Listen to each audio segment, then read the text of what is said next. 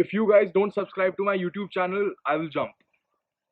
Not from this balcony, I will just jump. And then there'll be an earthquake and all of you will die. So, just saying. Alright, guys, so this episode is with my college senior Yuvraj Rathore. And I think it's one of the most emotional episodes that I've ever recorded. It has three segments. First, we talk about his journey, how he became a human rights lawyer, and how he deals with, you know, his profession in general. And then in the second segment, we talk about law of refugees in India, and then in third segment, we talk about current issues like CAA and Rohingya. So enjoy. Hey guys, maybe I should start a podcast. No. No. No. Yeah.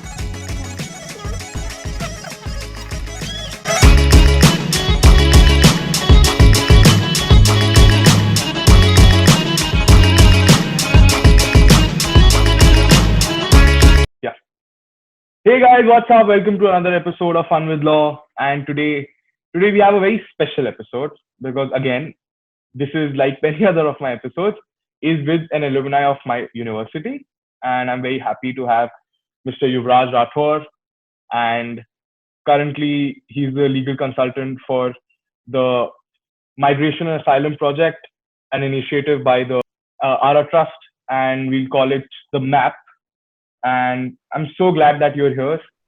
And he's passionately working for refugees and asylum seekers in India. And he's my senior. And I think probably the introduction that I should give you is that I texted you on LinkedIn, and within a week you were on my show. So that's the most important part for me, regardless of any of your professional achievements. So take it away. Tell us about yourself, your background and everything. Yeah. Hi everyone, Yuvraj here. I graduated from GNLU in 2018, and thereafter I have been working in the field of refugee protection, mainly in India. And during my time at GNLU, I have also worked in the same field during my internships and other coursework and co-curricular activities in refugee law or allied fields such as human rights or international law. So basically, right now I work with an organization called the Migration and Asylum Project, which also known as MAP, and also commonly known as ARA within the refugee community, because the term ARA is an Arabic word which means shelter. So this is a common terminology also used by the refugee community. So basically what I do currently and the organization does mainly is that we are lawyers in the legal representation process, which is the process required for an asylum seeker to become a refugee. So Yeah. that is known as the refugee status determination process. We will go into the details of that later during the interview, I'm sure. But as of now, you can sort of assume that here in this case, it's an international adjudication and UNHCR is the judge and we are lawyers in this process. And the client here is the asylum seeker. So that is what I have mostly been working with in this organization. And and you can move ahead with the interview. Yeah. All right. One of the reasons I wanted to have you, the viewers should know, is that you are one of the few people in the field of law that are actually devoting their life towards a cause. They're not chasing anything, but like chasing a specific any materialistic thing. So that's what like really impressed me, and that's why I wanted to have people like you, so that especially I think it's just been 2 years since you passed out, and you're directly in this field. You never worked anywhere at a law firm or anything. You directly came here, and thanks a lot for your contribution. So now that I've said nice things about you, Yeah, no, I would just like to say that since this is sort of like it may seem inspirational for people in law school right now, but you have to see that most of my batchmates have had the same vision initially when they were in law school, especially when subjects like constitution, jurisprudence, etc. were taught, and they all had this dream that we could be a part of judgments which are of relevance of great civil liberties or anything related to that. So I am not saying that you won't see people from my batch or from senior batches who have gone on to become activists, to say per se, in these fields later on in their careers. So if I wouldn't discourage people from, being an Yeah. early human rights lawyer in the early stages of their career, but Yeah. eventually you should have some contribution to the field Yeah. if you've studied law. That is my opinion. Yeah. And before we get into the subject, because obviously the subject that, and especially the field you're working in, is very interesting. I want to get to know you, so that I want to understand that what made you make these choices. So first of all, tell me, what's your life like? What's like being a human rights lawyer in India? Like, what's a typical week like at the at MAP? What's the schedule and what is your life? One thing that's great about this field is that obviously there's this bit about you being satisfied with your work, it bringing Yeah. you happiness in a way, and second, that it is, you can expect a sort of a work-life balance if you're working in the humanitarian sector. Yeah. And this comes from the field itself, that I mean, if NGOs don't respect human rights of their employees, then you wouldn't expect them to Yeah. be uh, Yeah. so pro civil liberties. But yeah, you can expect this from this field, and that is why most people working in similar areas have enough time for themselves to sort of get away from the work, Yeah. work on their other things such as research as well, or just get some free space for themselves, which you would not find in a hectic corporate or let's say a business environment, Yeah. which is what sort of promoted the idea of working in an NGO for me. It was not, let's say, the whole idea about the lucrative jobs, but it was more about Yeah. having a, like a simpler life in the sense of more satisfaction from your work, plus Yes. having more time for yourself. So Yes. I guess my interest in this field sort of started early on in a way, because I grew up in Rajasthan, Yeah. in a very orthodox environment here, and that obviously if you grow up in a very orthodox environment, you sort of want to challenge it once you get exposed to ideas which are, say, more liberal. So just the early stages of my childhood, or in school, I had a fascination with the idea that such notions could be challenged, Yeah. but there was nothing that I could do about it till I joined law school. So, I mean, as I would say, uh, that would be a turning point for me. Like when Yeah. I joined law school, that became the turning point for me, because I realized such things were possible, which Yes. I did not if, for say, I would have gone into some other field. Yeah. And I think people should know that you're the product of McDonald's of schools. You're from DPS Jodhpur. I am also a website only. I'm from DPS Gurgaon. And one day I was having a fight with someone from DPS Gurgaon and DPS Noida. So I'm from DPS Gurgaon and the girl was from DPS Noida. And someone asked me, and the girl asked me from Bombay. She said, "Both of you are not in Delhi. Why are you fighting over DPS? Like none of your original Delhi public schools." Yeah. So okay. No, So yeah. surprisingly, I did not even know what website meant till till somebody in college asked me, like a senior was like, "You to website hai kya?" I was like, "What is that?" Yeah, because you're from Jodhpur, तो वहाँ पे ऐसे that थोड़ी that is something I'm a I depth don't side. Yeah, yeah, yeah. So also one thing I want to know. So is your like schedule ever packed? Like, are there days when you're coming back at 2 a.m. and if there's any filing, any kind of written statements, things like that?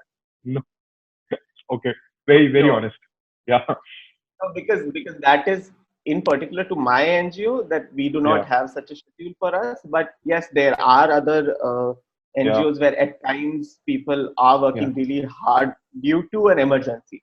So Okay. it's not like that's their daily life, but Yeah. the certain Yeah. emergencies might occur. For example, some influx of people or a particular major violation going on in the country of any human rights, Yeah. and people want to sort of fight against it from like with at Yeah. the most prompt as possible. Also, you talk about like turning point in your life coming to law school and choosing this. However, I when I was checking out your LinkedIn, I was researching. I realized that probably since your sixth semester, five, six, fifth, sixth semester, you've only been interning with, like, first you interned with RR, sorry, yeah, RR Trust MAP, and then you went ahead and interned with UNHCR twice. Then you were with other organizations, human rights. So what was that? Because especially when you're in your third year, there's a rat race because 6 semester internships means you have to get a tier one internship. Otherwise, you feel like you're doomed. So what was that thing that you decided, let's not do that? Like, weren't you scared per se? Not scared, like, didn't you feel insecure when you did that? No, I get that question, and I was probably in that space as well. Yeah. Because I don't know if I kept it on LinkedIn, but I was interning in JSA at that time, and Yeah. that is the time where everybody goes like into in the third year, and they're like, okay, now we have to take Yeah. it to the next step, go into a larger firm or something like that. And that time I was a bit confused, so I took the litigation team there just to be on the safer side because I had Yeah. not had any exposure to corporate law because I hadn't done any corporate internships prior to that. So I was at JSA, and at that time, I think a senior from the batch who just graduated, I think she was looking about RR Trust, and she was telling me, oh, there's this organization where they work on refugee law. And in parallel to that, I was also doing Manfred Lax at that time, and there was a certain interest in international law which had Yeah. developed in me by then. Yeah. So I had applied there for an internship. Yeah. And while I was at JSA, because you have that 2 month break in November and December, I was at JSA. And in the first week itself, I got a reply from them, from ARA, saying, you can intern, but we do not expect interns to be here for just a month.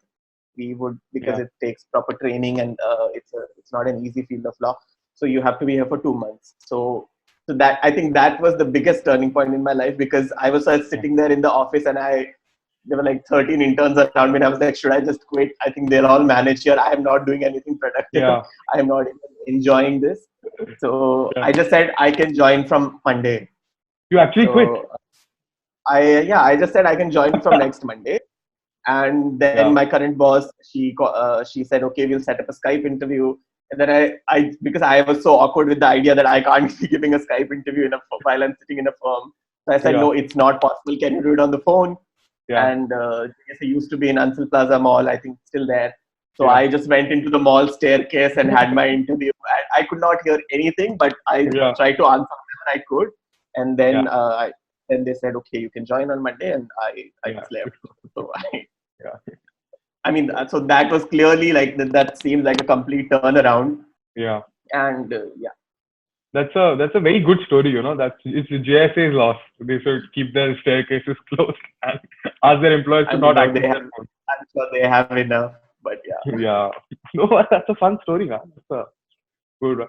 Yeah, no, if you remember, do you know Param Bhalerao from my batch? Yeah. I know Param. Yeah. Yeah. Yeah. He was also interning with me at that time, and he sort of had this influence of my inspiration that time. And he He was like, also left. bro, no, he did not leave.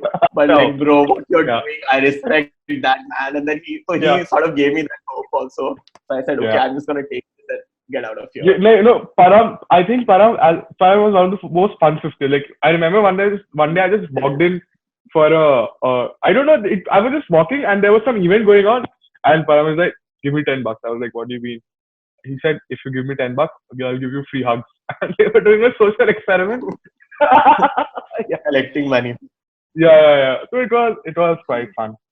But okay, I so should actually thank him for the push. yeah, no. So I think that's a good story. That I think also, you talked about your turning points and everything. However, like, it's very easy to talk about your success, but in law school or any time and point in life, what was your biggest failure? I really like this question, like asking people what's their failure so that they feel bad.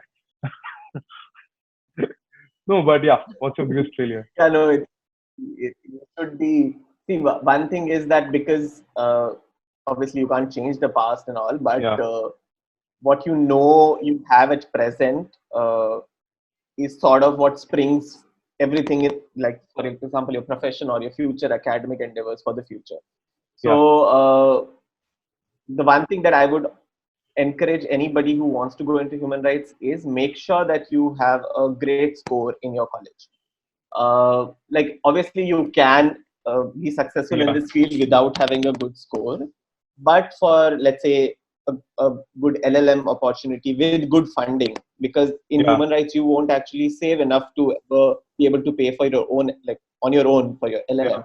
So I would suggest that you at least try to stay within the top 10 percentile or top 20.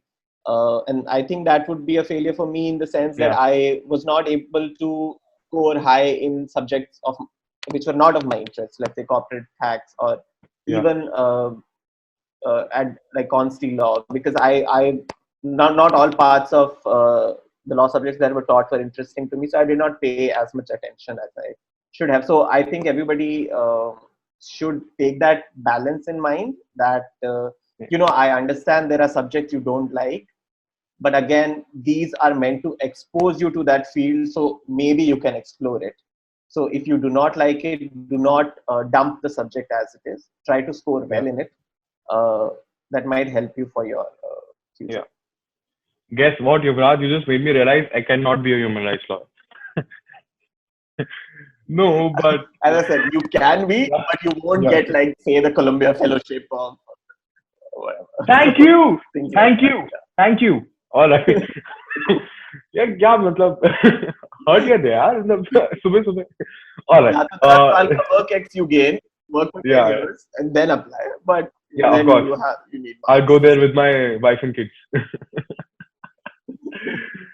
okay People so do, so I mean, yeah knowing what you know now except the marks thing what things would you have done differently in law school since your first year knowing what you I'm sure like after law school you become very aware so now that you think you said I would do this differently what is that for you I mean, probably this, and maybe sort of I should have explored more in the initial first and second years, yeah because you see mostly people try to avoid doing internships in those years, and because they know yeah that the pressure that is going to come up within the upcoming time is going to be much more. yeah So I would suggest try to do more human rights internships at least in the yeah first and the second year, because those are easier to get in a lot of yes NGOs that time.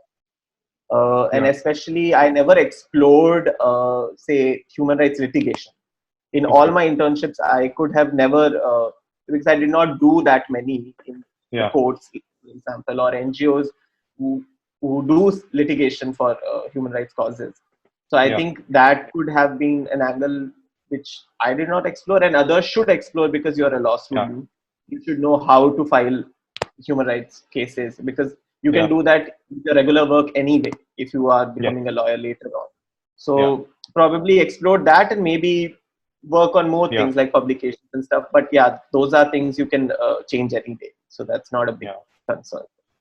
also you interned at HCR and all and these are very big opportunities in terms of any human rights lawyer and also any person who wants to enter the legal field because they obviously help your resume. I mean that shows that you have a human side to yourself.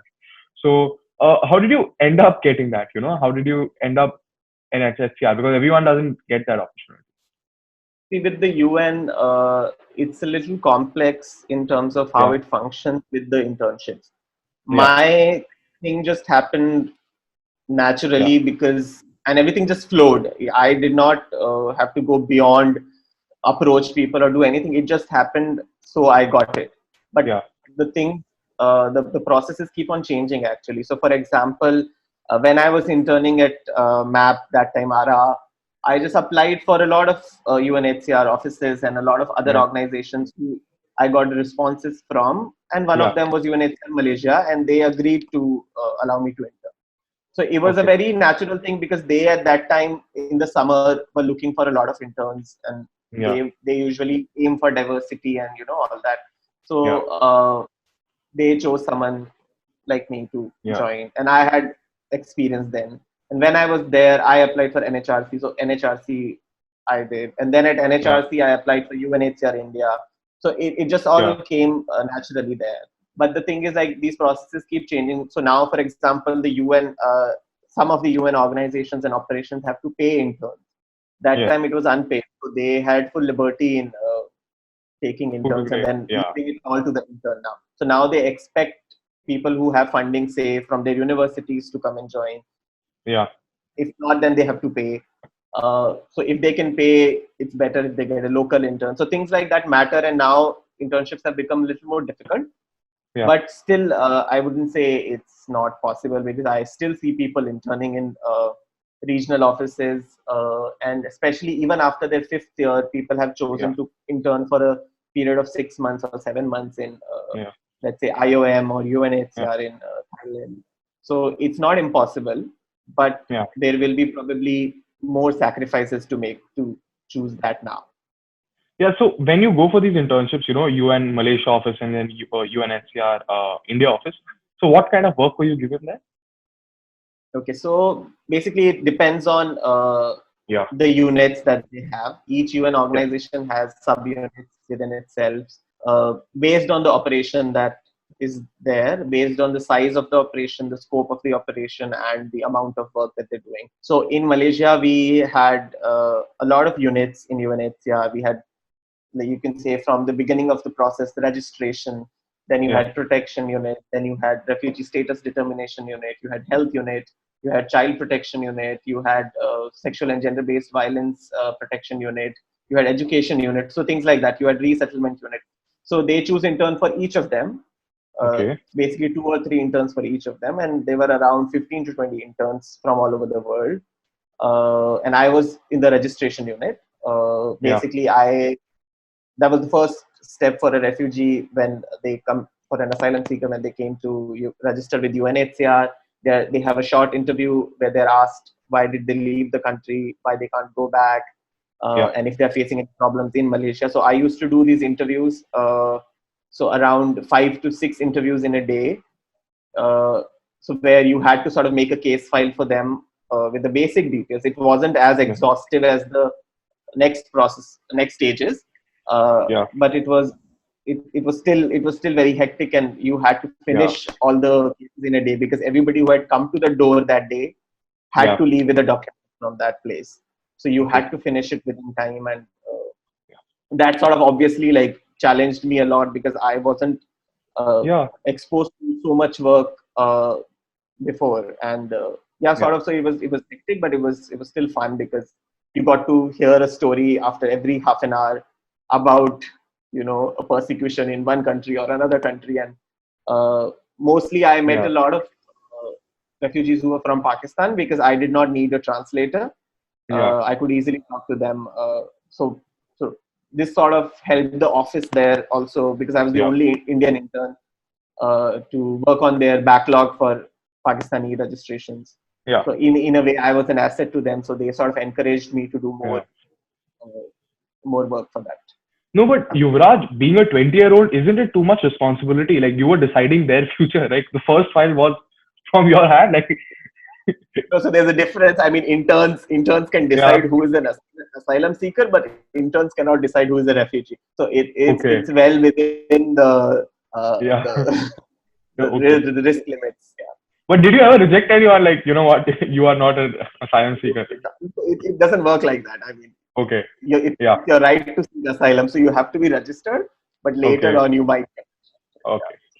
Yeah. So then as you said, like, UN generally, because the operation was so big there, that Yeah. the office was huge. They had multiple buildings in that compound, and you had Yeah. so many interns and people from all over the world. I think that Yeah. was one of the greatest experiences I have had working Yeah. with refugees, because everybody there wanted to work for refugees, and you had different perspectives from, say, Italy, US, people Yeah. from all over the world. So yeah, you can imagine that. Then I would say, because I was so inspired by the whole process of uh, becoming a refugee, the whole Yeah. setup established by UNHCR for helping them, that I also wanted to become a part of it. And Yeah. then I kept on applying for more places there. I think I remember opening up UNHCR's, like, you have a phone directory. I opening up UNHCR's offices' directory, and then Yeah. emailing each operation in each country, each sub office, asking for internship. So, I mean, I did get responses from a few, but not very positive, because some Yeah. required you to have a particular language, some required you to have a particular Yeah. nationality, because they could not have foreigners come and working. So things like that. But yeah, eventually Yeah. UNHCR India was looking for somebody with similar experiences in registration. Yeah. So then they were okay with me joining there. Yeah, I think people should know this who are watching. When you go anywhere in an unconventional field, you have to do these things. You can't just rely on your college or things like. You have to make that effort yourself and then approach people and things like that. Also now, Yuvraj, like, coming to a slightly awkward bit. So how do as compared, obviously, we expect that in NGOs you're not paid as much as tier one law firms, right?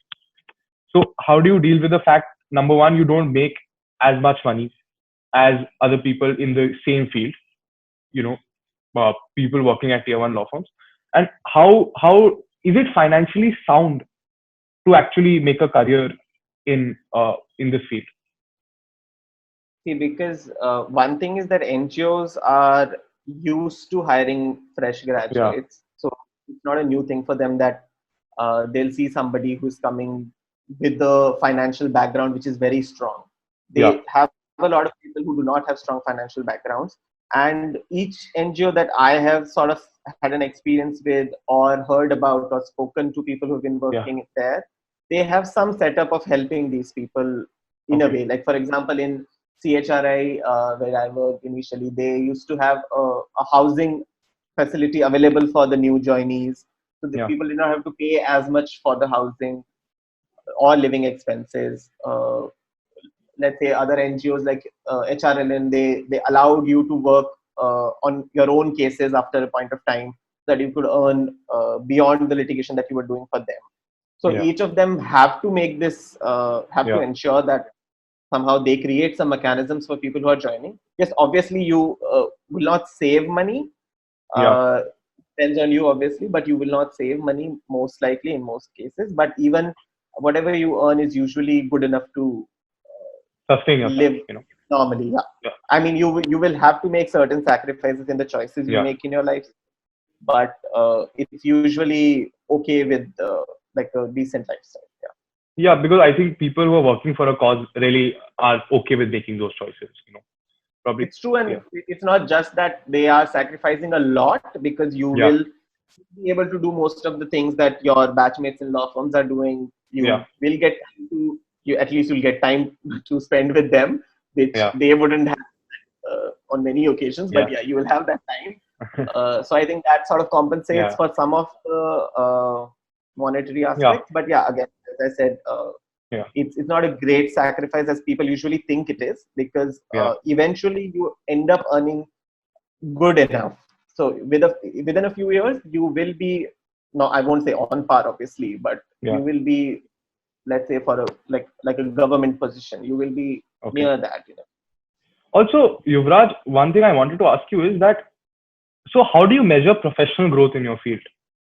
So, at a law firm, you'll be like, okay, I am an associate, senior associate, partner, senior partner. At a litigation, you're like, I was a junior, start my own practice, I'm a senior counsel. So, in your field, how's it like? Like, what it's like to make it big? Yeah. So basically, since most NGOs work on a project system, Yeah, that they apply for a funding for a particular project which they design, then they implement, they monitor it, evaluate it, and submit the report, and then they yeah, get the funding. So this is how yeah, most NGOs are structured. So your experience is determined by what activity you are doing in a project.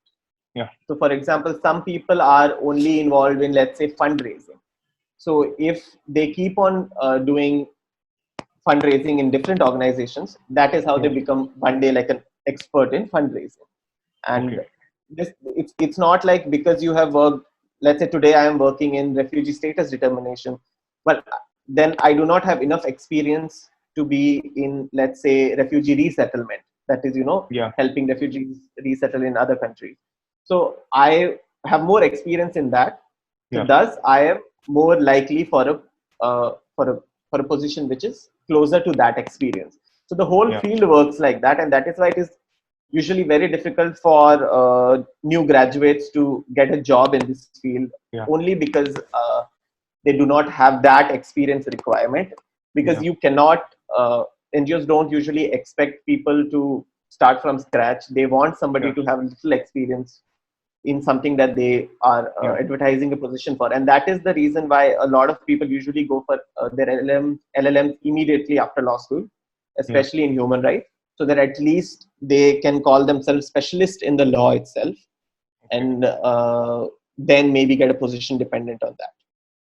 Yeah. So professional growth here, it's also about the time you are there in a particular Yeah. position, but it's also about the relevance of the activity that you're doing in a project.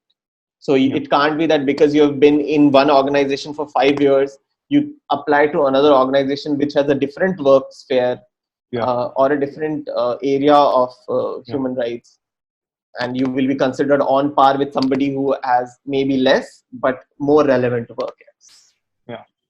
Also, talking about professional growth and making, I think, making a good living. One thing that comes to my mind is one of my aunts is working with Tata Trusts. I think she's head of operations for UP and some other states also. So I think, and she makes like good money, and she's doing amazing work because the kind of resources she has at her disposal. I mean, so probably, and this is what she like. This is the kind of job she got after basically 10, 15 years in the field. So probably that is something I think is a sign of professional growth. All right. So also, Yuvraj, one thing I want to ask you. So at ARA, I don't know how, but they managed to have some brilliant people, like a cluster of brilliant people. Because there are people from Yale, people from studied abroad, people from national universities, and good lawyers. So how is it working there? You know? Okay, so is there competition in the field? Like because all of you are like working together, right?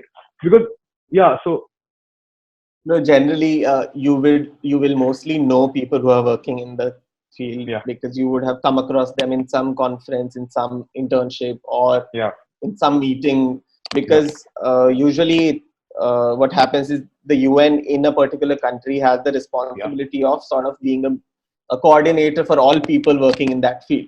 So you yes, end up meeting them at some or the other level. yeah, So I would say I know most of the people who are interested in this field, okay, and they also interact with me, and I also interact with them. And it's not as competitive as you would think of it to be, because even yeah, in a corporate sphere, once you join law firms, you will realize that there isn't as much competition between people, yeah, because people naturally expect to grow in their field, yeah, and then get the outcome of that.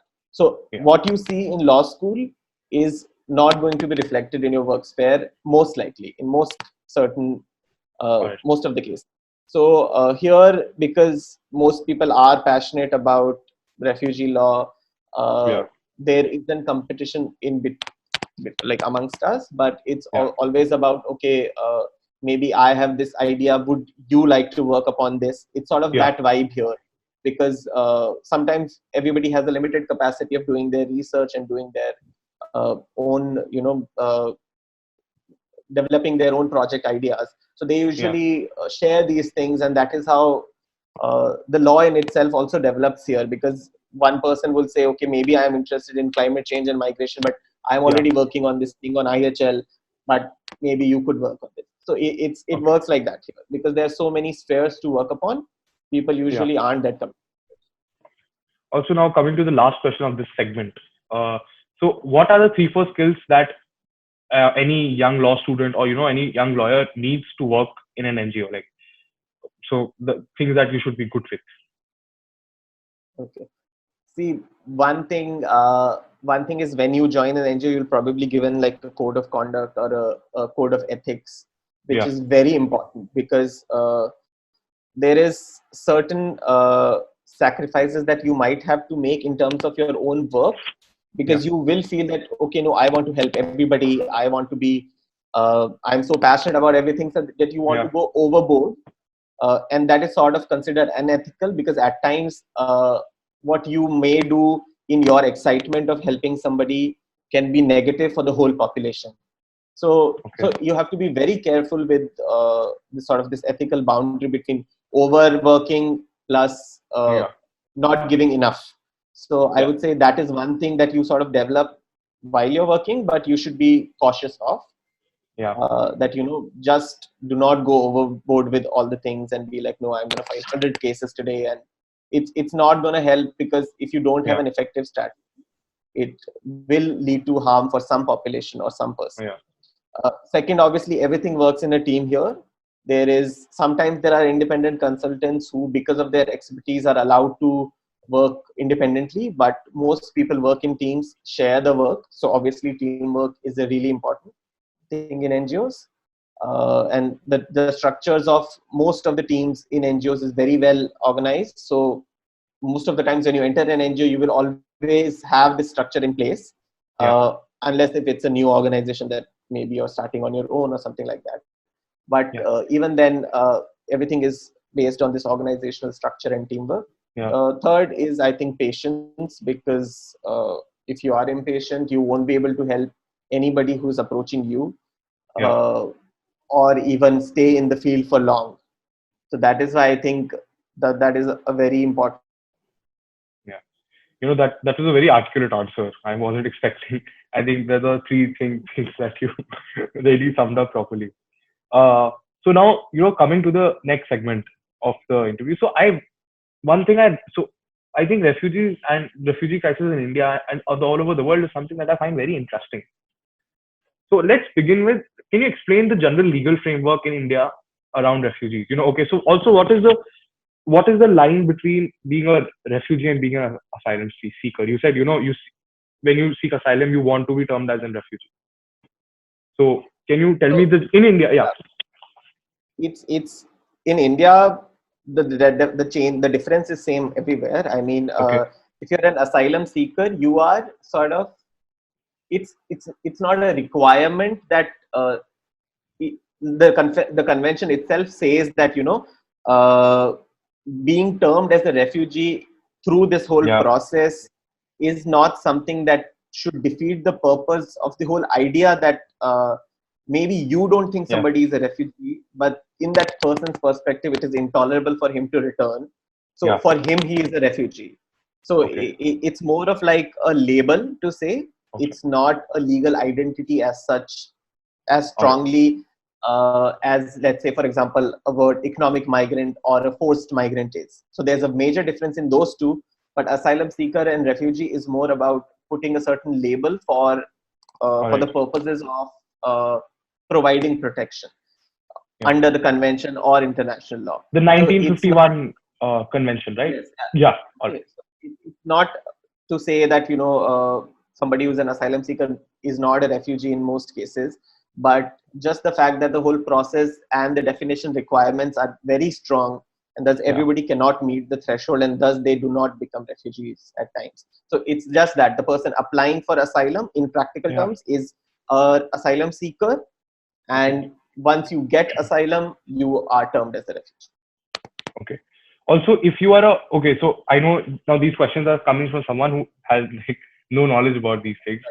So, being you said forced economic migrant.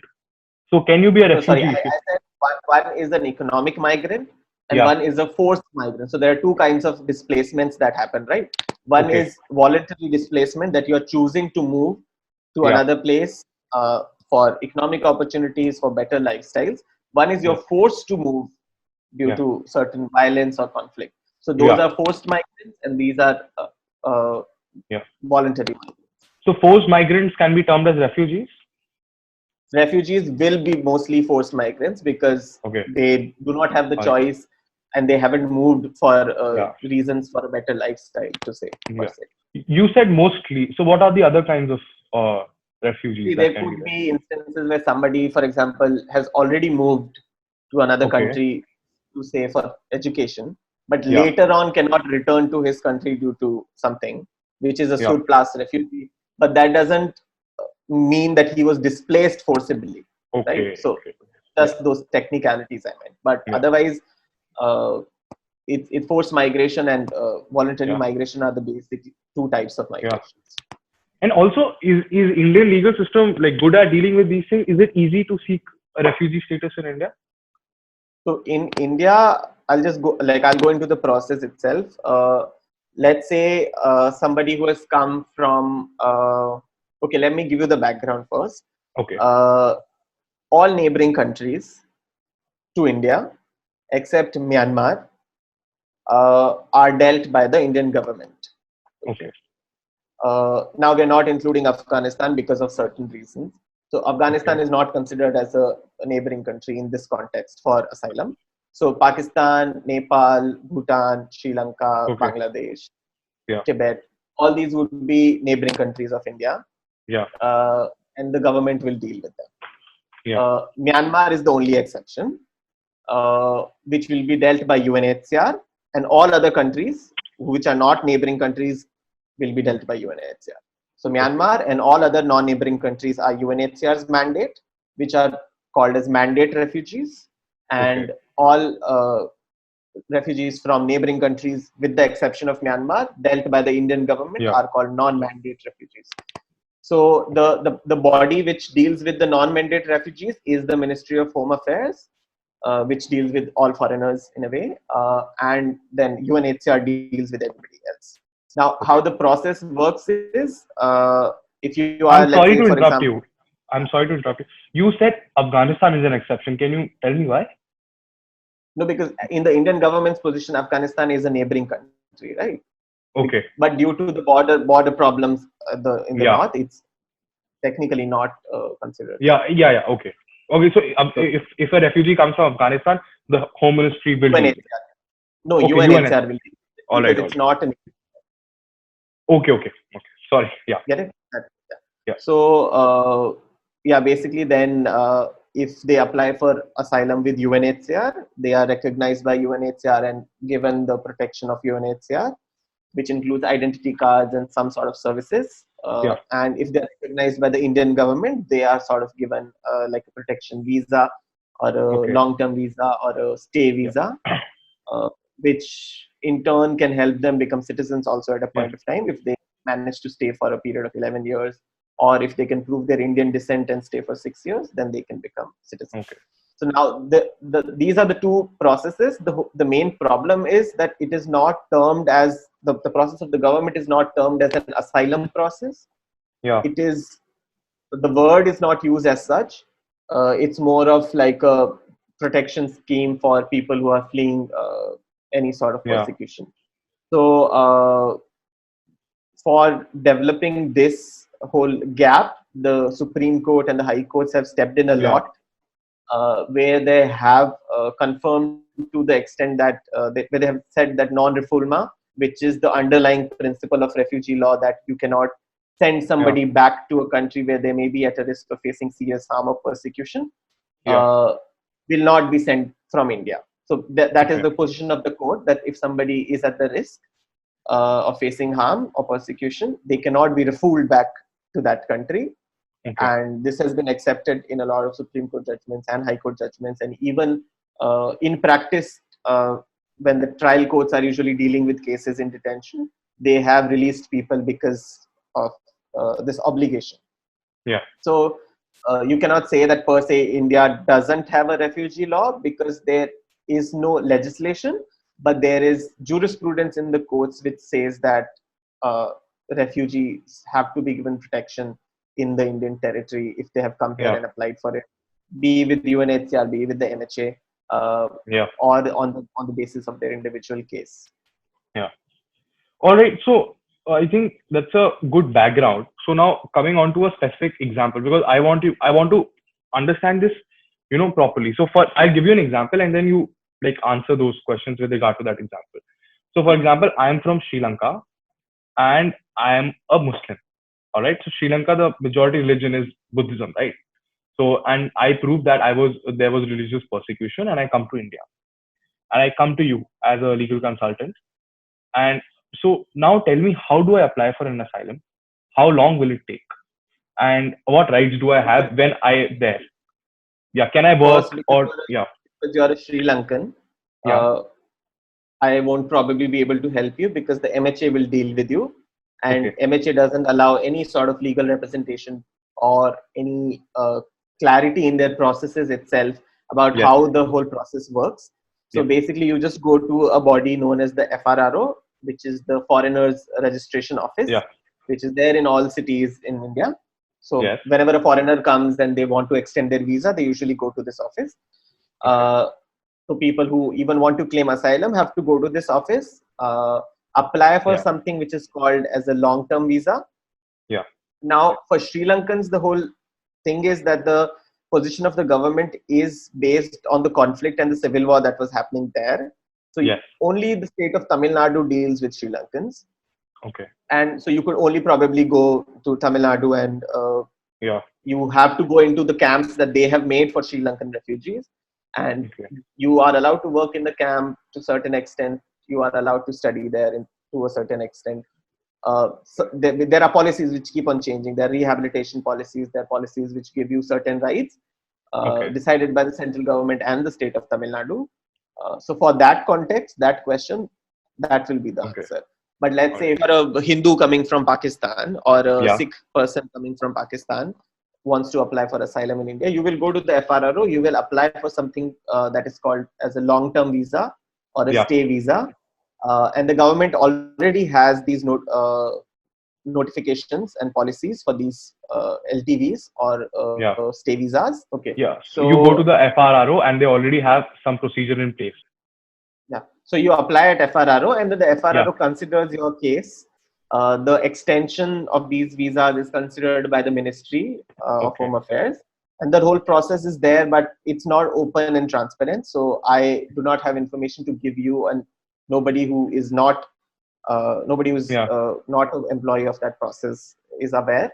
So that is how the process works. And at times we have noticed that the people who have been with UNHCR as refugees, they can also get these long-term visas because there is a policy standard operating procedure in place, which says that if you are recognized by UNHCR, the MHA can consider your case. As of very recently, you will keep on hearing the government making this claim that they have a standard operating procedure in place, which is the refugee law of India in a way. So I'm saying that yes, people have been given long-term visas under that special operational procedure, the SOP of 2011, and most of them have been Hindus, Sikhs from Afghanistan or Pakistan. So my point was that yes, even UNHCR refugees, UNHCR mandate refugees have been able to get that, and they have then subsequently gotten citizenship in India through UNHCR's help. So it's not that UNHCR just deals with the protection and refugee status determination, but they also help people locally integrate or resettle to other countries. Now, for the MHA, as I said, it's a visa application process in essence to become a refugee. But for UNHCR, the process is much more stringent in the sense that you have to prove that you are a refugee. So that is where the legal perspective and my job comes in place, that the whole process of refugee status determination requires the refugee to prove that they have a fear of persecution in returning back to their country based on the grounds given in the Refugee Convention and with evidence if they have. So now the only difference is that in a very when you are trained as a lawyer, you are trained in the system, judicial system in your country. So most of us will expect things like the burden of proof, evidence, things like that. So these are all different for this sort of adjudication because it's a shared burden of proof. So the interviewing officer has the duty to ask sufficient questions for the refugee to tell enough details. So it's that sort of a burden of proof. The threshold for evidence is different. It is not, say, beyond reasonable doubt or a threshold under civil law. It's sort of the middle ground in that. Here the evidence is very different because the testimony of the asylum seeker is the primary evidence. You usually do not expect people running away from their country to carry all their documents with them, all the photos, or let's say any sort of evidence to prove that they were threatened. And at times it's not even possible to, how will you get evidence of how you were tortured or anything like that. So the whole adjudication process has legal aspects in it, which are very unique if you compare it with any local jurisprudence or local dispute resolution mechanism. So basically we are trained in that, and then we try to establish that the client has this fear because of Okay. these reasons. The client is credible about this fear because of these reasons, Yeah. and then the whole jurisprudence on that has sort of Yeah. evolved in its own So way. do you like argue cases? Is there written statements? Is there like a proper thing or okay? So And it's like when somebody comes to us, we initially meet them, get yeah, a brief idea about why they had to run away, yeah, and then you have to understand that this sort of system works in a space where you are trying to help those who are actually refugees. yeah, Whereas in a space where you are, let's say, a human rights litigator, you will want yeah, to help everybody.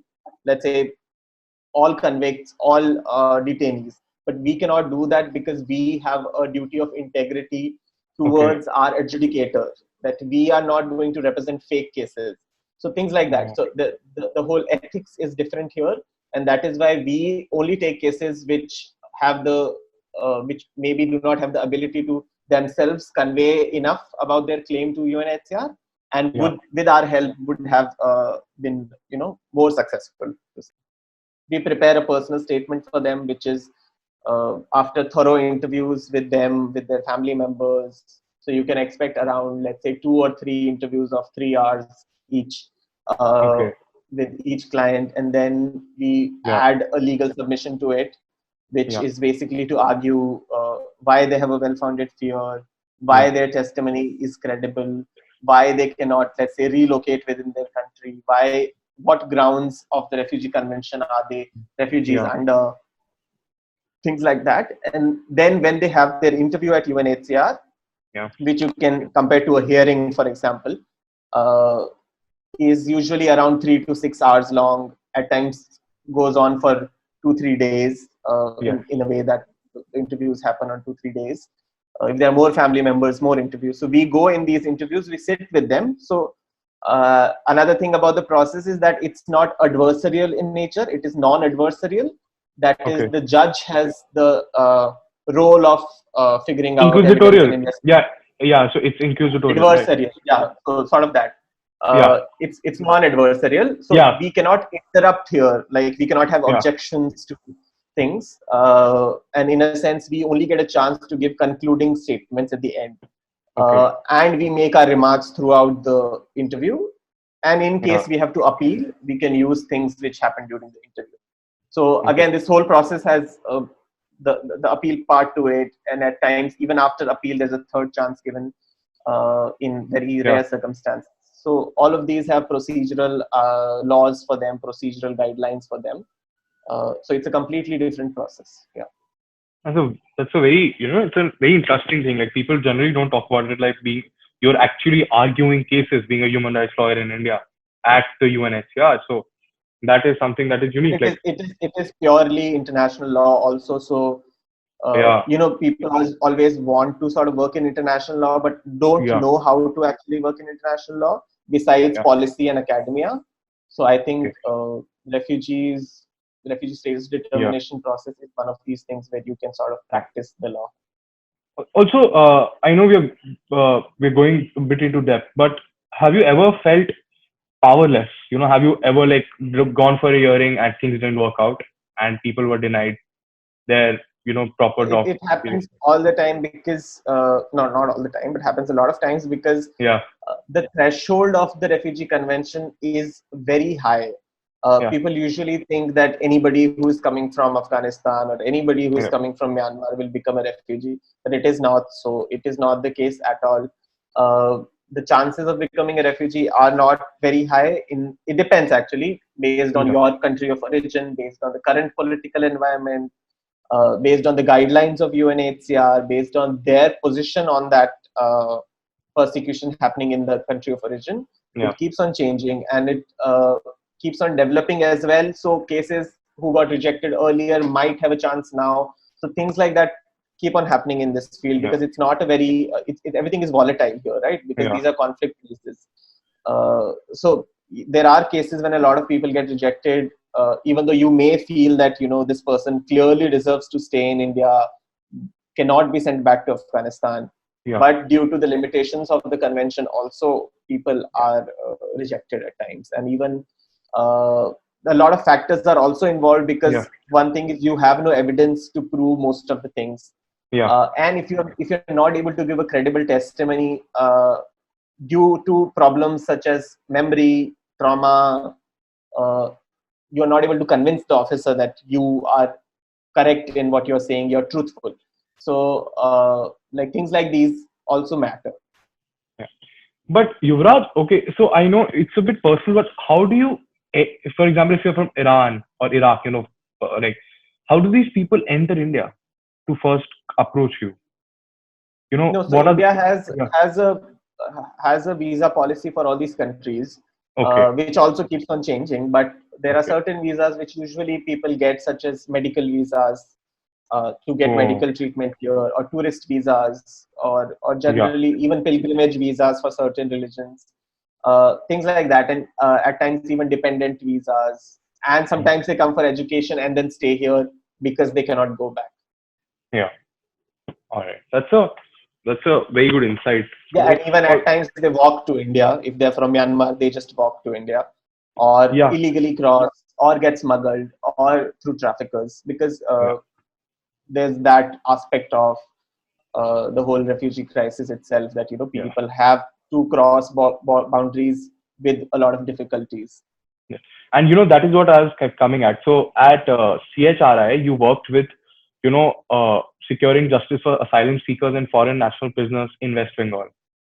So was it similar to Rohingya crisis, or was it different one? It was largely for Rohingyas, Okay. because so CHRI has three teams. One is a prison rights team, access to justice team, which Yeah. has two parts: prisons and police. Okay. So the police team usually works on police reforms, training police about general, like all Yeah. human rights aspect in India. Then you have the prison team, which works for all detainees. Uh, then in that prison team, we have a subunit for foreign national prisoners. Yeah. So anybody who's a foreign national and is in the prison is helped by this team in getting released, in getting repatriated, or Yeah. general detention conditions and things like that. In that subunit, I was working for asylum seekers in West Bengal. The project was Yeah. supported by UNHCR. So it was in a way UNHCR's way of implementing their strategy of stopping detention in West Bengal. Yeah. So which had a huge number of Rohingya population in detention. So Yeah. my job there was to go to these correctional homes to say, Yeah. West Bengal doesn't have the concept of jails. They have Yeah. correctional homes, which you can say sort of a more liberal idea of a jail, Yeah. where people are allowed to do certain activities, which is more open and things like that. So I used to visit these correctional homes in different districts of West Bengal, and then see who all are foreign nationals there, who all are Rohingyas there. I also used to register them for UNHCR, like a remote registration, so that they could become a part of the UNHCR biodata software. Yeah. And then UNHCR could come to these jails and do their refugee status determination process, and Yeah. then give them a refugee card, which could help them get released from the jail. Because in the parallel, HRLN was working for their release. So it was like I also had to liaison with the legal aid organizations such as HRLN and the SLSA or the DLSAs Yeah. for their release. So the work was related to these things. But also, could you elaborate on the Rohingya? Like, what's your opinion? Like, being a human rights lawyer, and I understand that, but do you don't you think it's better if Myanmar ends up recognizing the Rohingyas instead of giving them asylum or refugee status here? I mean, Like, so that is the whole idea of any conflict or crisis, right? That yeah, the country of origin admits that it's at fault and admits yeah, to having policies in place yeah, which could help the fleeing population. yeah, And that is what the suggestion in any report that you will see yeah, on Rohingyas will have, that yes, Myanmar should give them citizenship. There is enough evidence to prove that they were here, yeah, and things like that. And either way, like, I mean, they have been persecuted thrice in yeah, history, and this is the third or the fourth time now where they're fleeing. yeah, So the whole perspective of a bigger change is there, but in the meanwhile you cannot ignore the protection needs of Yes. these people, and that is why it is necessary that they are not in detention, they are Yeah. given certain rights, because they have been denied these rights anyway in Myanmar. So they Yes. usually do not have these expectations. When you'll meet Rohingya or any asylum seeker for that matter who has come from a conflict region, will not have such expectations. They will just want to be in a place where they're at least not dying, or they're not at the risk of dying, Yeah. or facing any sort of grave violence. So, Yeah. as human rights advocates, it's our duty to advocate for this, uh, Yes. and thus it's important that more people take a stand on this. And Yeah. there's a bigger policy change for their protection, and then obviously there's a bigger regional Yeah. democratization in Myanmar, and then a change in the country. Yeah. No, but Yuvraj, now this is a very, very uncle WhatsApp question. And so, because I'm being honest, and I'm touching upon something that people generally don't talk about. So, India has its own problems, right? There is poverty, there is starvation, like people, 30% population still BPL, below poverty line, things like that. So, why do you think we should even be responsible for Rohingyas? Okay, so And it's first, it's a it's yeah, a it's a it's a I understand this philosophical. question, yeah, and Yeah, it's a it's a very question that basic, like, everybody has. yeah. Yeah, the first aspect is obviously, from as a lawyer, I can always say that no, India has an obligation. This is they Yeah. have, even though they have not signed the convention, this is customary law and all of that. That is all there. Yes. But from a very practical point of view, you can see that one example is the recent Citizenship Amendment Act, where the Yes. government is willing to take refugees. It is not that they are not willing to take economic burden to say. Yeah. Uh, are willing to take refugees, they're willing to give them rights, they're willing to give Yeah. them equal opportunities. So Yeah. you cannot say that the government has an completely anti position to, Yeah.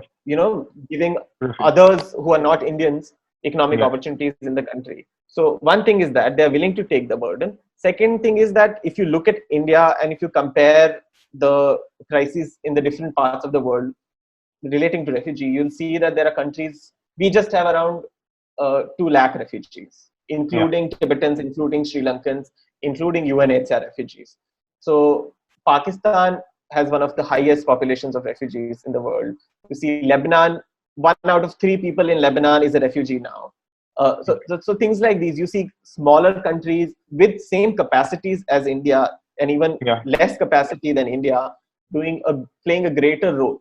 Now, Yeah. India is sort of considered as a regional head of the South Asia region, being very proactive in and Yeah. being more liberal than most countries here. So it's Yeah. sort of like a duty of the country in itself to be an example, I would say. Uh, Okay. you can't say just because it will be an economic burden, you can deny the human rights obligations, because it's not that Yeah. only economic burden is an aspect to consider. Yes. People have seen in Bangladesh as well, that where they have taken responsibility for the Rohingyas beyond their capacity, way beyond their economic capacity of handling their own people and foreigners, that they've managed to keep Rohingyas and locally integrate them and develop the local people as well, Yes. because they have very practically used the funds that have been coming from all over the world to develop Cox's Bazar, to develop the local people's education, livelihoods, things like that. So it's not that refugees are a burden in a way, because they obviously have their own skill set, they obviously have their own Yeah. expertise and culture with them to bring. So Yeah. the argument that I know, like, it doesn't satisfy most of the uncles here, but it is that India has Yeah. a chance to be a leader in this. Okay. India has been a leader in this at times in the past, but Yeah. with the current situation, it's just failing to do so. So I believe Yeah. that we can look at great examples. You can see Malaysia. You can even see smaller countries Yeah. like Lebanon. You can see our next door neighbor Pakistan doing a great job for refugees. Yeah. So yeah, we have to Yeah. be the big Also, brother here.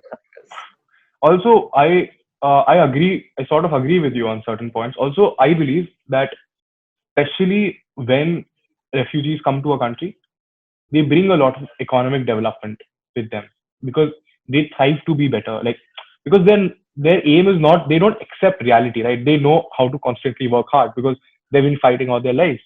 So, for example, the community, after partition, a lot of like the community which came from Pakistan to India, like they're one of the richest communities in India right now because the kind of hard work that they did, like now they're one of the most educated people, and then like so we need to, I know, and the role that we play of an elder brother and for the great larger good. So yeah, I agree with you on some level. No, I mean, we have seen such examples. Like you can Yes, start with the Parsis and come to the Tibetans. All of these have brought something to India which yeah, was not there, and they have become strong in their own right, yeah, in their own independent way.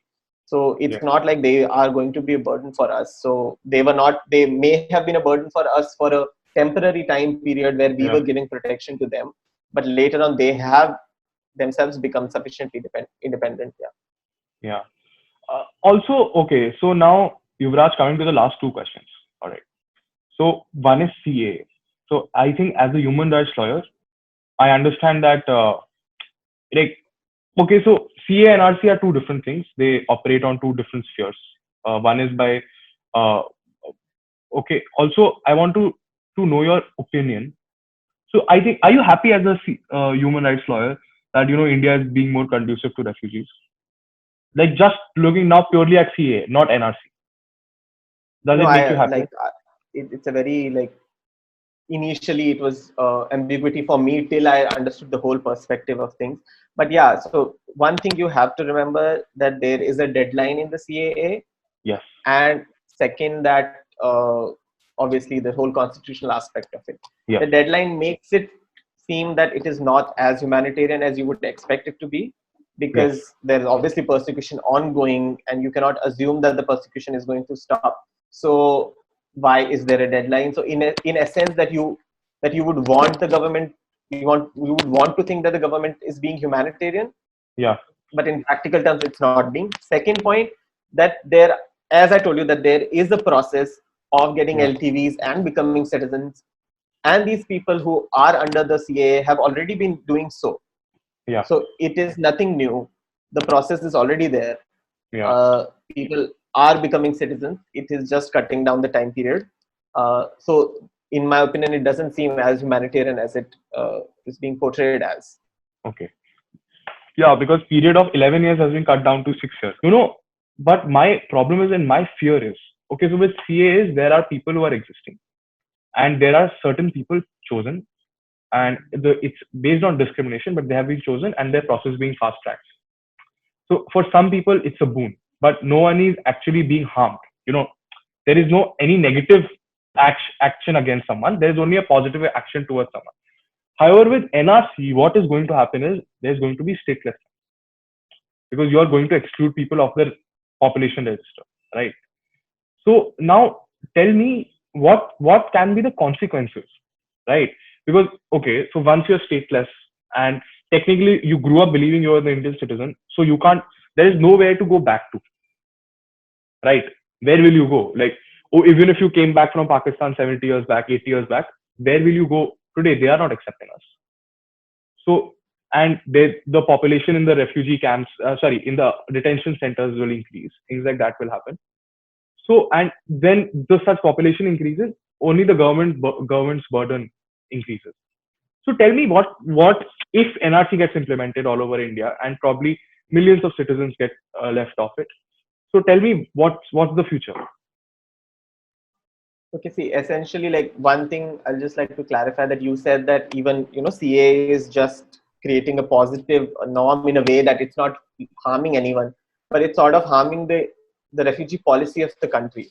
It's Yeah. harming the future possibility of a refugee policy, and that is why even having that in itself is not a positive step. That's just in the Okay. first part of that. Now, for statelessness, uh, yes, obviously, if this process happens and if it is stringent Yeah. and a lot of people are barred, it will create statelessness. Uh, the mechanisms in the country will only have to deal with it. There is no one from outside who's going to come and help you with this process. It's your Yeah. own created problem. You will have to deal with on your own. Now, statelessness generally, under the conventions of statelessness and for stateless people, have processes for solving it also, which Yeah. require that you create a statelessness determination mechanism, you verify, and then you make these undocumented migrants, which they would become eventually after the process, as citizens. So these are the only Okay. solutions to statelessness that exist. The US has Yeah. done it very strongly in the Obama regime, that when all the undocumented migrants were given a chance to apply for citizenship, irrespective of how long ago their visa expired and how long ago they had been living there illegally. So these are the only possible ways of solving statelessness. Yeah. There is no other way, because repatriation to any other country or sending Yeah. back to any other country or sending to any country is not a possibility Yeah. unless the government is able to. So my only point is there cannot be a answer to this question, because only the government has the answer to this question Yeah. if they choose to do this, and only Yeah. they have the possible solution to this. Yeah. We have obviously seen the example of Yeah. this happening in Assam and the problems it has caused. So obviously there is enough to learn from Yes. to make sure that something like this doesn't happen. And with the problem of detention, the criminal jurisprudence of the country does not allow somebody to be in detention for so long. So Yes. people will have to be released eventually. So in my opinion, the whole point of this process will only create people without documents, even though they had documents at a point of time, but they are now being declared illegal. And there is only one solution, that they be given citizenship. So Yeah. irrespective of anything that you believe in, the Yeah. only solution is that people who will be debarred have to be included again. Yeah. Just to clarify for the viewers, like for example, my stance regarding CA is I'm against it, but however, I'm not actively going ahead and making this my agenda for probably 2020. It should be against it, but NRC is something that I'm actually scared of. And when now to get your perspective, that what is eventually going to happen is, even if you declare certain people, who are not as non-citizens, they will eventually have to be given in citizenship. So yes, it makes logistical. First of all, it's a logistical nightmare. Second, even if you do that, you're basically repeating yourself, right? And you're hindering like lives of millions of people. So I think that, and that perspective, that no, they can't go anywhere. So essentially, they will be in detention centers, and then you again give them citizenship. And being the kind of general, like, we are democracy, right? Every 5 years, new governments come. So obviously that 10-year process, 11-year process will obviously be extended, and I don't know, numerous things can happen. So, and It, thanks it, for that. it will be a human rights nightmare, but as I said, the only solution is with the body who governs the country. So Yeah, clearly there is only them in power who can change this. Yeah. yeah. All right. Yeah, like only most of the people have this doubt that we have not signed the convention, so we don't have a duty. Okay. Even law students, you will see Yeah, arguing this, that we have not signed it, we don't have an obligation. But you have at least signed the Convention Against Torture, which says you cannot send yeah, somebody back to a country where there is a risk of torture. You have signed so many other yeah, conventions, ICCPR, CRC, CEDAW, where all of them say that you cannot send somebody back to a country where they are yeah, at the risk of facing serious harm. You have your own court's jurisprudence yeah, stating, let's say, the Chakma refugees to be given citizenship. Let's say people who are UNHCR card holders to not be detained or not be sent back to countries like Iraq. There yeah, is enough jurisprudence on all these cases, all these aspects. So the whole point of arguing that should we be accepting refugees is redundant now, because yeah, I think that question is answered sufficiently. We should move on to more questions, such as when will we have our own law. So the whole point is we should study more about that now. Forget yeah, about like, oh, why India should take refugees. But India should take refugees. India has yeah, to take refugees, but eventually has to create its own yeah, law and legislation to deal with them. yeah. So I think probably the biggest suggestion is for the Indian government probably is that there has to be a comprehensive refugee law, which is not, which is not, you know, which doesn't deprive them of deprive the refugees of a good lifestyle. There However, has been enough bills in the parliament. Even yeah, MAP has been had worked with Shashi Tharoor for a bill, and it was never put on the table. But the bill has been put on by him at least. But yeah, obviously the parliament didn't take. So there have been enough efforts. So yeah, I only see that as a best yeah. possible direction right now for India to take. Yeah. But Yuvraj, just to have an academic argument there, uh, just to just to trouble you a bit. So you must have heard of Nicaragua versus USA case, right? Where it was taken that even though US has not signed the sub particular thing or is not part of thing, it is still part of the international customary law. So since they were still made responsible for the atrocities committed in Nicaragua, even though they were not part of the, I'm forgetting the exact convention or law. Yeah, they were not part. Yeah. So here's the same argument that even if you're not part of the 1951 convention, you are. It's under international customary law to take refugees. Right. However, the one of the arguments that they were made there was that since they have actively not signed it, it means that they are withdrawing themselves from that obligation. Then that should be implemented. So do you think that that makes sense? That doesn't make sense, firstly because see, the obligation which is customary law and now even called jus cogens by a lot of Yeah. jurists is that the refugee, as in the person who has a risk of facing persecution, Yes. cannot be sent back. Okay. The obligation isn't that the refugees have to be taken. The Okay. obligation is cannot be sent back. Now, one thing is that India has actively not done this, Yes. that they have not denied this obligation. Yes. As I said, the courts have stopped detention, stopped deportation. India Yeah. has also taken so many refugees willingly. You have given citizenship to refugees. You have given passports Yeah. to Tibetans to travel around the world. So there is no active practice of denial. Okay. Third, that India is party to so many other conventions and Yeah. is a member of the executive committee of the UNHCR Yeah. since 1995, and India has been a member of Yeah. UNHCR's executive committee. So that clearly shows that they have an intention Yeah. of keeping refugees and protecting them. And every Yeah. year they make statements saying that we are protecting refugees. So there Yeah. is no active, say, derogation from that obligation. Yeah. Okay. All right. Thank you, Yuvraj. I think that was an amazing insight to your life, to the world of being a human rights lawyer.